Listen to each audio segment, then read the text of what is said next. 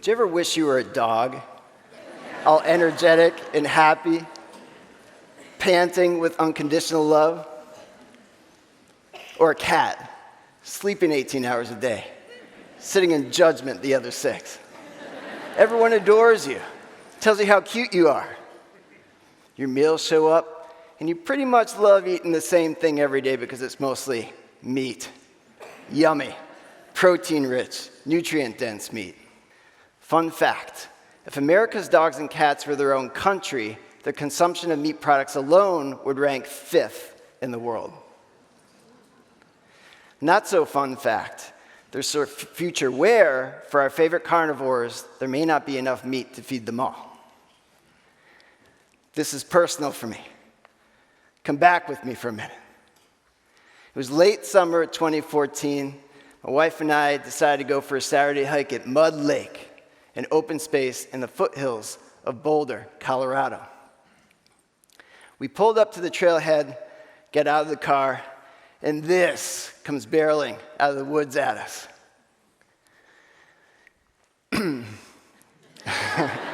Where is she? There she is. Come on now.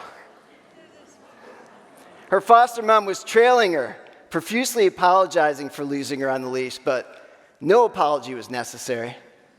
At that moment, with no previous thought of wanting a dog, this big girl made us melt. Ultimately, we took her home, we named her Rumples, and she made us her own. Now, some things that we learned about her as she became rooted in our lives. Maybe like the rest of us, she absolutely loves Coldplay.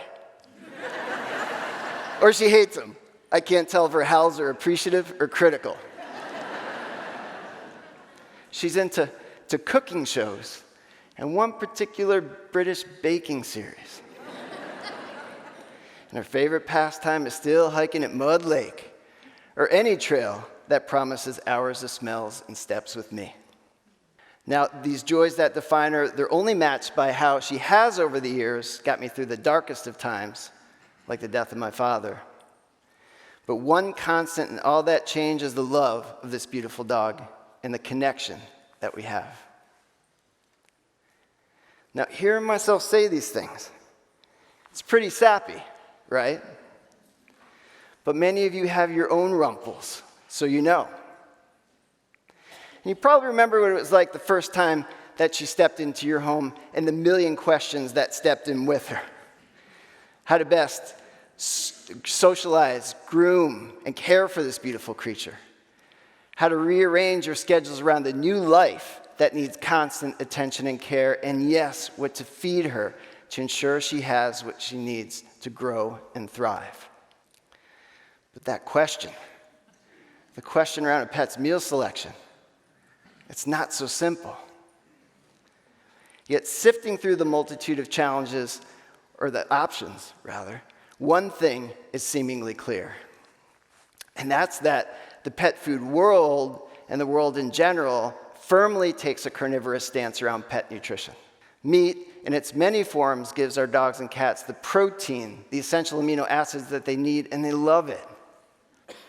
It's no surprise then that the amount of meat that our pets eat isn't trivial. Yet its creation comes with a host of environmental, animal welfare, and sourcing challenges to satiate its growing demand. Now let's talk about some of these challenges. Some you might not be aware of. Up to 30% of all the environmental impacts of meat production, carbon intensity, land, water use, and more can be attributed to our pets' consumption, even accounting for byproducts. An estimated area the size of 2 million football fields is cleared each year just to feed them. New strains of avian flu made possible by high-density farming are decimating flocks, further constraining availability. And we all feel this one. Rising feed costs and supply shortages have driven prices of meat up dramatically over the past 5 years. Whether it's chicken, beef, turkey, doesn't matter. With global demand increasing prices further. All these challenges create a perfect storm of environmental stress, supply chain volatility, and scarcity. And that last point underscoring the fact that in the future, we may not be able to get our mitts on enough meat to feed our pets. It's crazy to think, but as the pet population turns from hundreds of millions to nearly 1 billion worldwide, this will seem less crazy and more inevitable. But these projections assume that our meat protein can only come from current sources, and that we simply need to raise more cattle, farm more fish, and put more chickens into the coop. And that's just not true. New methods of food production are emerging to reimagine protein for people and pets, including one called precision fermentation. Now, what was that? What's precision fermentation? To demystify it, let's consider the history of cheese. Now, before the 1990s, the way that the world procured rennet, a complex set of enzymes to separate the curds and the whey for cheese making, was to harvest it from the forestomach of a baby calf, clean, salt, and dry it for several weeks, then rehydrate, grind, soak, filter, and process it into a liquid extract before refrigerating it to preserve its performance. I'm out of breath. It's a lot. But it made every delicious slice of New York-style pizza or chunk of sharp cheddar possible. Meanwhile, as the years went by, the demand for cheese was soaring. In 1950, Americans consumed 8 pounds of cheese per person every year. By 1990, it was 28. Today, it's 41, by the way. We can't make enough cheese. We can't make enough rennet. Something had to give. Enter fermentation, a process and a practice that, in its traditional form, dates back to ancient civilizations, and that has played a critical role in the nutrition, preservation, and flavor enhancement of food. In traditional fermentation, microorganisms like bacteria, yeast, and fungi are enlisted to create many of the foods that we know and love, including beer, bread, wine, and others. And as we really started to get more experienced with these microbes over generations, and our learning about them matured, we're able to, in a more sophisticated way, a more precise way, create more things like vanilla, vitamin B12, probiotics, and yes, rennet. Here's how a more precise, sophisticated process works through that same lens of rennet. So cheesemakers basically take a harmless DNA sample from a calf, and DNA is nothing scary. It's basically nature's blueprint for any plant or animal. Then they isolate what would produce a rennet enzyme, couple it with a food-grade strain of yeast, put it into a fermentation tank, feed it simple sugars, salts, vitamins, and minerals, and within days, not weeks or months, it's ready for harvest. The industry has embraced this microbial enzyme, so much so that nearly all the cheese that's produced in this country today, even organic varieties of cheese, are produced with it, creating an equally effective, sustainable alternative to what conventionally was sourced from a calf's stomach. And now we can use the same precision fermentation platform to make meat protein. We can essentially brew animal proteins instead of harvesting them on farm and field. It's a new craft, one that can address the multitude of challenges attached to meat and ensure its abundant supply well into the future. But what gets me even more excited about this new platform of protein production is its potential to really take nutrition and flavor to the next level. Now imagine being able to really work with the different levers of fermentation, the strain of the yeast, its feedstock, pH, temperature, and other run conditions, tuning its essential amino acid profile to better support the needs of different breeds of dogs and cats at different stages of life. Or integrating compounds like terpenes into the fermentation to help reduce a pet's inflammation. Or boosting natural molecules like glutamic acid to make it even tastier for your pet's palate.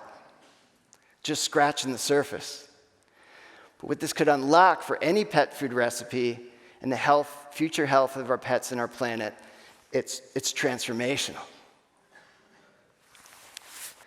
When it comes to food, though, we know what we like, and we like what we know. And meat, as we know it, has a rich history and cultural tradition.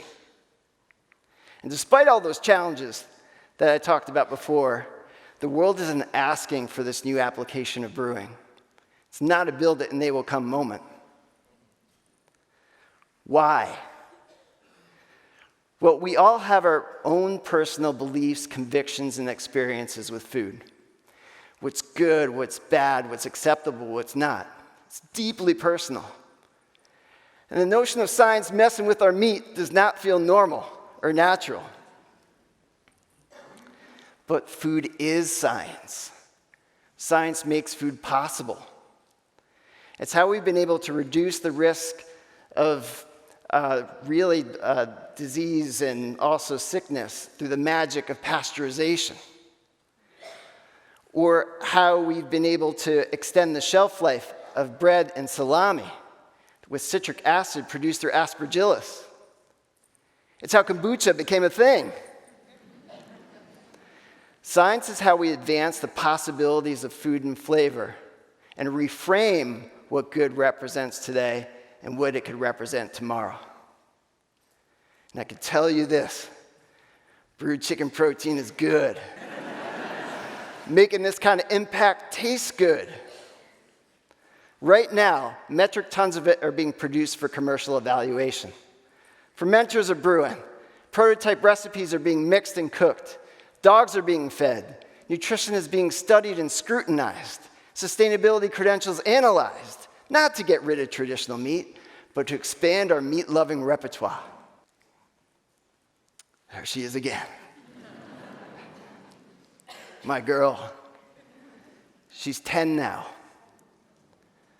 What I wouldn't give to walk with her for another 10 more and impart that same health to the ground that we walk. Now, no food, no technology alone can carry this weight. But what potential there is to make every bite matter, our planet matter, your rumples matter. If we can all warm up to a new class of meat and a better way to meet the needs of our pets, what a wonderful, bountiful, beautiful world it could be. Thank you.